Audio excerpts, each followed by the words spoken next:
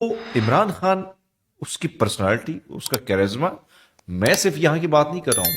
آپ کو پتا ہے کہ عمران خان صاحب کے ساتھ شخصیات یعنی پرسنالٹی کلیشز تھے.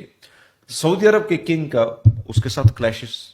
یہ جو طیب اردوان کل بڑی بری طرح ہار چکا ہے، اس کو بھی پرابلم تھا خان سے، کیونکہ خان جہاں کھڑا ہو جاتا تو وہاں پہ سارے لیڈر بونے نظر آتے چھوٹے تھے، لگتے تھے. بونے نظر آتے تھے. نریندر مودی جہاں کھڑا ہوتا تھا وہاں خان آ جاتا تو نریندر مودی بیچارہ بونا لگتا تھا.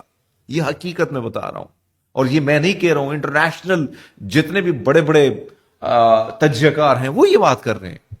سو پرسنالٹی کلیشز خان کو ڈبو گئی، جیلسی جیسے. جیلسی.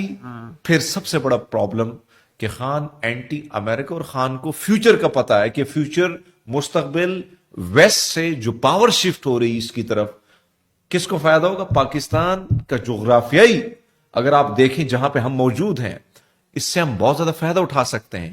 رشیا سے تیل کا معاہدہ کس نے کیا؟ سستی گندم کا کس نے کیا؟ خان نے کیا.